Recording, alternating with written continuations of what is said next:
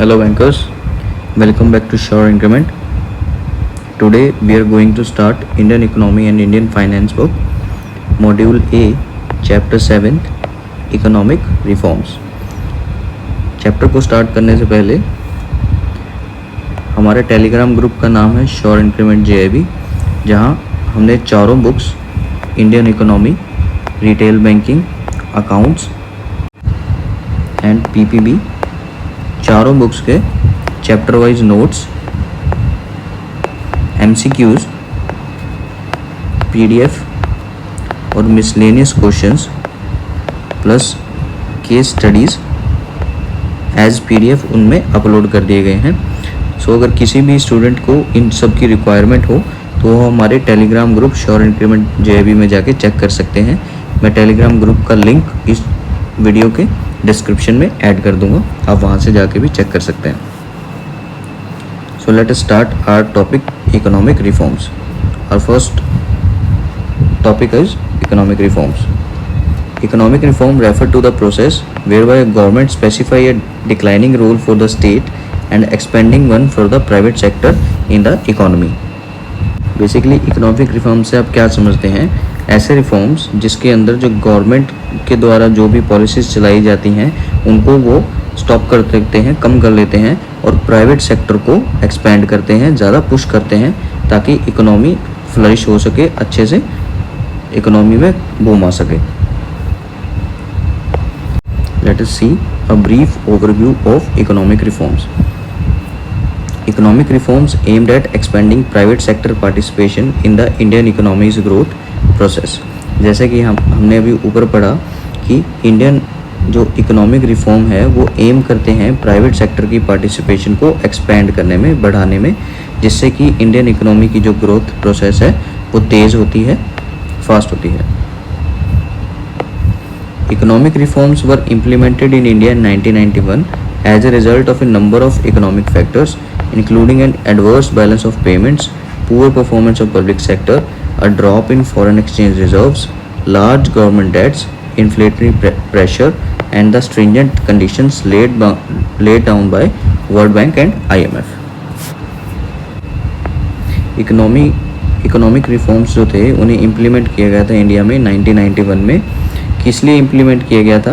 Because उस time काफ़ी India की जो इकोनॉमिक कंडीशन थी डाउन हो चुकी थी, जिसमें से कुछ जो एडवर्स बैलेंस ऑफ पेमेंट के कारण डाउन हुई थी, पब्लिक सेक्टर जो भी एंटिटीज़ थी उनकी पुअर परफॉर्मेंस के कारण डाउन हुई थी, फॉरेन एक्सचेंज रिजर्व्स डाउन बहुत कम हो गए थे, इसके लिए डाउन हो गई थी, गवर्नमेंट के ऊपर बहुत ज़्यादा डेट आ चुका था और जो महंगाई थी वो भी काफ़ी हाई लेवल पे जा चुकी थी, और कुछ जो वर्ल्ड बैंक और IMF के द्वारा भी कुछ ऐसे कंडीशंस बना दी गई थी कि जो इंडिया की इकोनॉमी है वो बहुत ज़्यादा नीचे जा चुकी थी. सो ये कुछ रीजंस थे. कौन कौन से रीजंस हैं? कि adverse balance of payments, poor performance of public sector, a drop in foreign exchange reserves, large government debts, inflationary pressure and the stringent conditions laid down by world bank and IMF. इन सब reason के कारण जो India की economy है वो बहुत नीचे जा चुकी थी, इसलिए इकोनॉमिक रिफॉर्म्स को लाया गया था, जिसके अंदर जो प्राइवेट सेक्टर का पार्टिसिपेशन था उसे बढ़ाया गया था, जिसके कारण इंडियन इकोनॉमी की जो ग्रोथ थी वो थोड़ी सुधर पाई थी. Let us move to our next topic, transformation. The green revolution and industrial modernisation have transformed India economy from an economic laggard to one of the world fastest growing economies. Green revolution ने और industrial modernisation ने India की economy को एक बुरी economy से, economic laggard से world fastest growing economies की तरफ ट्रांसफॉर्म कर दिया था. The term new economic reforms refers to the new liberal policies put in place by Indian government in 1991. Indian government के द्वारा जो 1991 में पॉलिसीज़ लाई गई थी उसे ही हम न्यू इकोनॉमिक रिफॉर्म्स के नाम से जानते हैं. The three main pillars of this change were known as LPG, liberalisation, globalisation and privatisation. जो इसके तीन मेन पिलर थे वो थे लिबरलाइजेशन, ग्लोबलाइजेशन एंड प्राइवेटाइजेशन. इन तीनों को मिलाकर LPG बोला जाता था. जो इसके मेन तीन पिलर्स थे कौन से थे? Liberalisation, globalization and privatization. The reforms intended to accomplish high economic growth, lowering inflation, minimize the current account deficit and address the balance of payment issue. ये जो रिफॉर्म लाए गए थे इसका जो मेन गोल था, जो जिस जिस चीज़ के लिए इनको इंट्रोड्यूस किया गया था वो था ताकि इंडिया की जो इकोनॉमिक ग्रोथ है वो हाई हो सके, जो इन्फ्लेशन है वो कम किया जा सके और जो करंट अकाउंट डेफिसिट है उसे कम किया जा सके और जो इशू था बैलेंस ऑफ पेमेंट का उसे भी कम किया जा सके या ख़त्म किया जा सके. Attracting significant foreign direct investment was one of the key goals of 1991 economic reform process. One of the important जो significant key goal था इकोनॉमिक रिफॉर्म का वो ये था कि जो फॉरेन डायरेक्ट इन्वेस्टमेंट है, बाहर से जो इन्वेस्टमेंट है वो इंडिया में उसे बढ़ाया जा सके. ये इसका मेन इम्पोर्टेंट रोल था इकोनॉमिक रिफॉर्म्स का.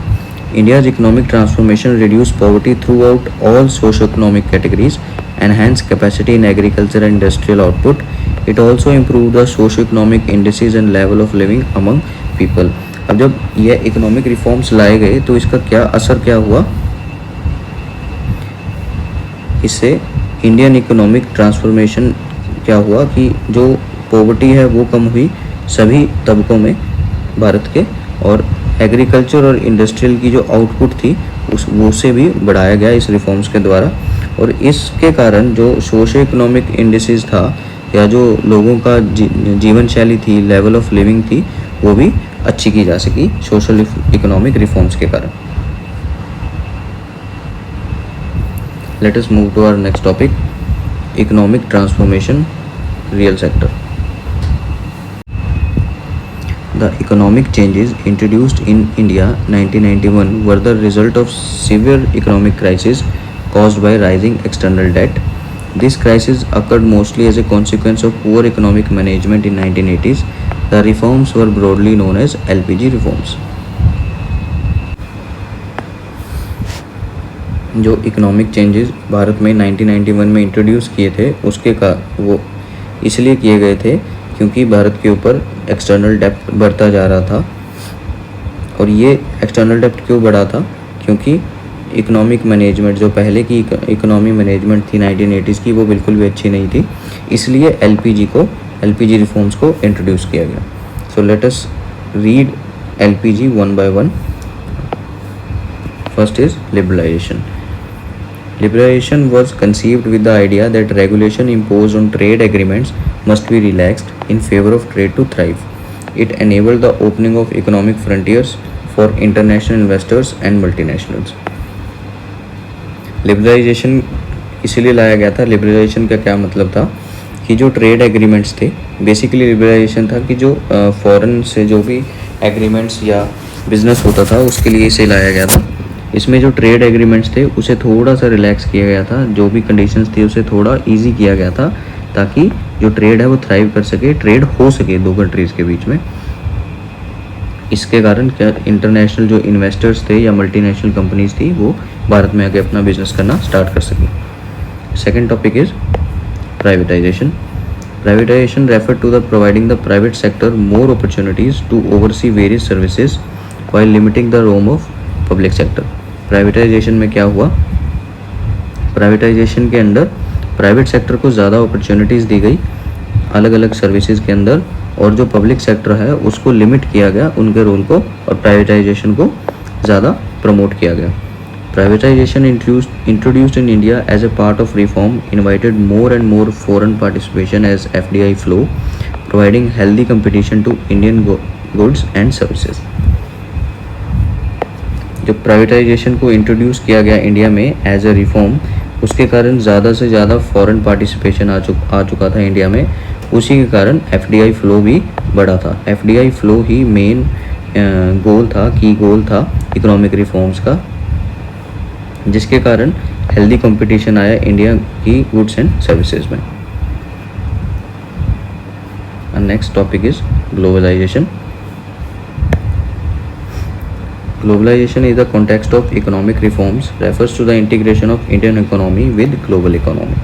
Globalization का मतलब है कि इट सिग्निफाइज दैट जो इंडियन इकोनॉमी है वो ज़्यादा डिपेंडेंट होगी ग्लोबल इकोनॉमी पे एंड वाइस वर्सा, और ग्लोबल इकोनॉमी जो होगी वो इंडियन इकोनॉमी पे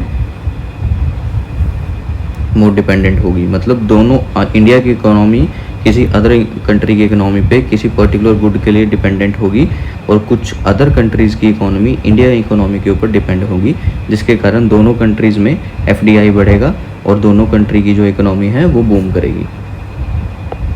it encourages FDI and international trade with countries, यही जो हमने बताया, इसके कारण क्या होगा, FDI को बढ़ावा मिलेगा और इंटरनेशनल ट्रेड बढ़ेगा अलग अलग कंट्रीज़ में। Due to various globalization policies India could be able to attract foreign capital, और इसी globalization policies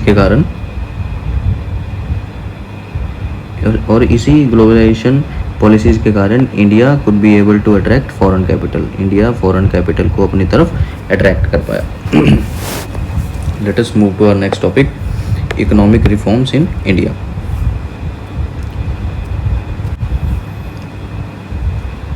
The cause that underlie India economic disaster have been clearly outlined by Jagdish Bhagwati. He categorizes Indian economic failure into 3 categories. जो Indian economy का failure था, जो disaster आया था, उसे जगदीश भगवती ने क्लियरली कैटेगराइज किया 3 मेन कैटेगरीज में। फर्स्ट जो था वो था strong bureaucratic controls over production, investment and trade. जो गवर्नमेंट की जो कंट्रोल था ब्यूरोक्रेट्स का कंट्रोल था प्रोडक्शन पर, इन्वेस्टमेंट पे या ट्रेड पे, वो बहुत ज़्यादा था, उसे थोड़ा कम करने की, थोड़ा सॉफ्ट करने की ज़रूरत थी।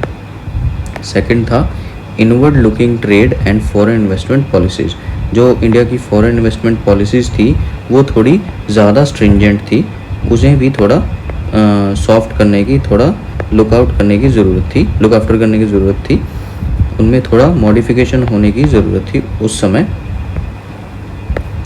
Third, inefficient public sector enterprises functioning. उस टाइम जो PSUs थे वो बहुत इनएफिशिएंट थे, प्रोडक्टिव कम थे, जिसके कारण कम प्रॉफिट में थे, जिसके कारण वो अपनी इंडिया की इकोनॉमी को ज़्यादा बेहतर तरीके से ज़्यादा सपोर्ट नहीं कर पा रहे थे।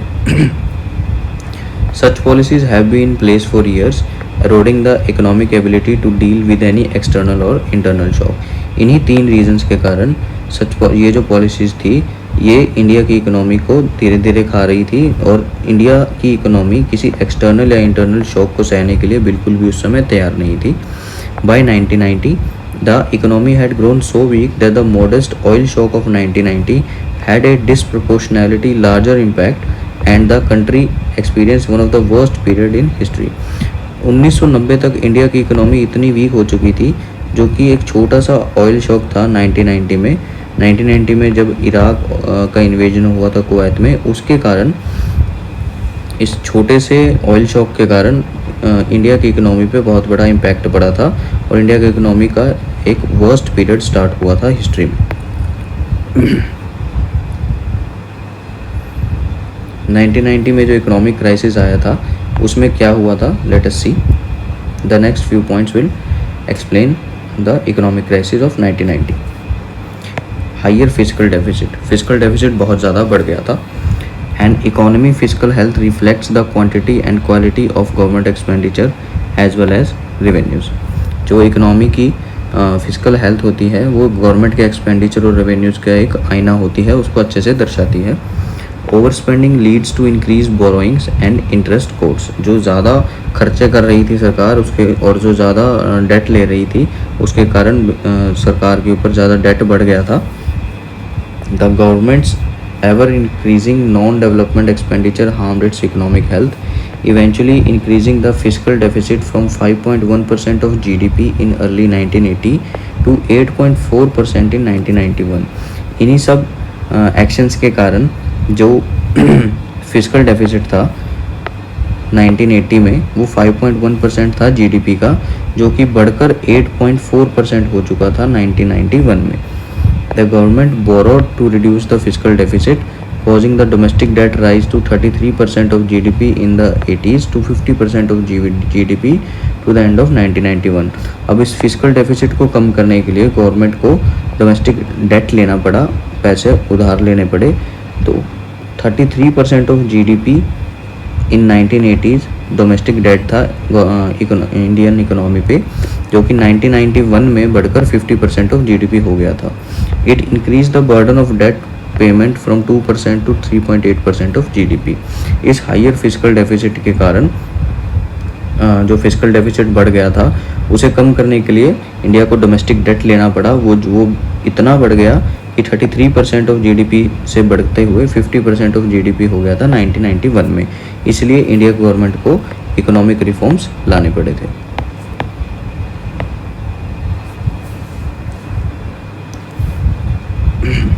Late us read adverse balance of payment situation.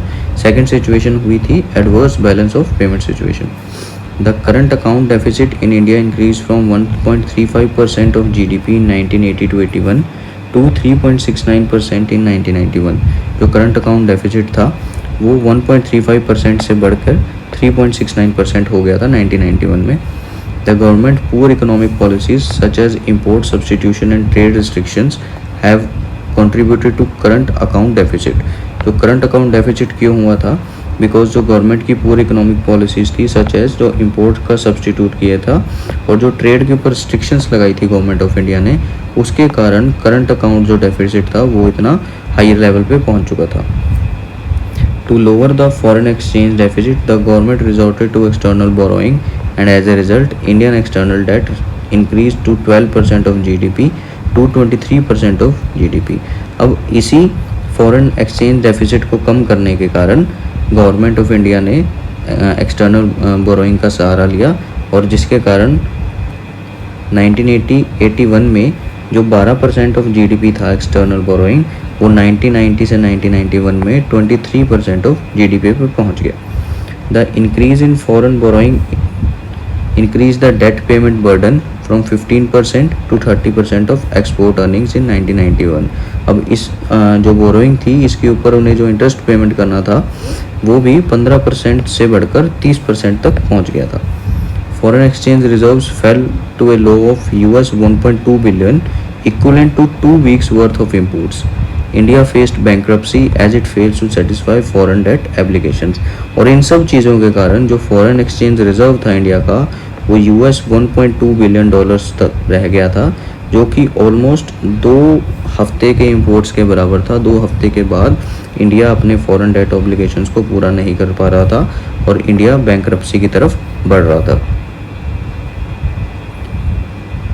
One of the next topic in Indian economic crisis of 1990 is higher inflation rates. उस इकोनॉमिक क्राइसिस के कारण जो इन्फ्लेशन रेट्स थे वो भी बहुत ज़्यादा बढ़ चुके थे। During 1990-1991 the Indian economy experience the double digit galloping inflation. इसी समय के दौरान 1990 से 1991 में इंडियन इकोनॉमी के ऊपर जो इन्फ्लेशन थी वो डबल डिजिट में पहुंच गई थी और वो भी अभी भी और ऊपर की तरफ बढ़ती जा रही थी। While the average annual rate of inflation was about 6.4% in 1980, it skyrocketed to 11.3% in 1991। जो इन्फ्लेशन 6.4% पे थी 1980 में वो 11.3% पे पहुंच गई थी 1990 और 1991 में। So, as a part of its Big Bang economic reforms that began in 1991, India entered the globalization phase through a series of reform measures। अभी इन सब चीज़ों के कारण इंडिया को इकोनॉमिक रिफॉर्म्स लाने पड़े थे 1991 में और इंडिया ने ग्लोबलाइजेशन के फेज़ में एंटर किया। In response to physical and balance of payment crisis Indian began and economic reforms on 23 July 1991। अब इस बैलेंस ऑफ पेमेंट क्राइसिस को सॉल्व करने के लिए इंडिया इकोनॉमिक रिफॉर्म प्रोसेस में एंटर किया। कब? जुलाई 23, 1991। The government took their initial efforts towards economic reform in mid-1980s. While the changes of 1980 have very limited impact, the reforms that began in the early 1990s in the domain of industry, trade, investments and subsequently agriculture were much wider and deeper। तो government of India ने initial efforts किए economic reforms in mid 1980s, but इसका कुछ बहुत ज़्यादा बड़ा impact reforms का नहीं पड़ा। ऑन द अदर हैंड जो अर्ली 1990s में चेंजेस लाए गए थे इंडस्ट्री में, ट्रेड, इन्वेस्टमेंट्स में, एग्रीकल्चर में, इसका बहुत ज़्यादा बड़ा और गहरा असर पड़ा था इंडियन इकोनॉमिक रिफॉर्म्स में, इंडियन की इकोनॉमी को सुधारने में। Economic reforms has greatly benefited India in terms of per capita income and economic growth rate. अब इसी इंडियन इकोनॉमिक रिफॉर्म के कारण इंडिया की जो पर कैपिटा इनकम थी वो भी अच्छी हो गई थी और इंडिया की जो इकोनॉमिक ग्रोथ रेट थी वो भी बेटर हो गई थी। Foreign capital inflows together with technology and know-how as well as real estate reforms has resulted in regime shift in Indian economy। FDI के कारण और कुछ रियल एस्टेट रिफॉर्म्स के कारण इंडिया की जो इकोनॉमी थी उसमें बूम आया और उसमें एक अच्छा शिफ्ट आया, अपवर्ड शिफ्ट आया। Globalization is genuinely helpful but it must be properly control to reap the benefits. अब इसी के कारण ग्लोबलाइजेशन को हम ऐसे देख सकते हैं कि ये काफ़ी जेन्युइनली हेल्पफुल है, लेकिन इसे प्रॉपरली कंट्रोल किया जाना चाहिए ताकि इसका तभी हम इसके बेनिफिट्स पा सकते हैं। International investors' growing trust in the Indian economy is a consequence of significant policy reforms, liberalization of foreign investment laws, and improved fiscal and monetary management। जो इंटरनेशनल इन्वेस्टर्स हैं उनका भी अब भरोसा इंडियन इकोनॉमी की तरफ बढ़ता जा रहा है बिकॉज ऑफ दिस रिफॉर्म्स। और इसी रिफॉर्म्स के कारण जो फॉरेन इन्वेस्टमेंट लॉज में चेंजेस किए गए उसके कारण FDI में भी इजाफा हुआ और इसी के कारण अब इंडिया ने भी इम्प्रूव्ड फिस्कल और मॉनेटरी मैनेजमेंट पे भी ध्यान देना शुरू किया। एंड ऑल ऑफ दिस, इन सब के कारण जो इंडिया की इकोनॉमी है वो वापस ट्रैक पे आ पाई। अगर आपको कुछ डाउट है तो please comment down below and please like this video and share it with your colleagues. Also आप हमारे साथ टेलीग्राम पे भी जुड़ सकते हैं। टेलीग्राम चैनल का नाम है sure increment JIB। And guys ये चैप्टर 7 का पार्ट 1 रहेगा। एक टॉपिक और रह गया है, छोटा सा टॉपिक और है, वो हम पार्ट 2 में डिस्कस करेंगे। Thank you.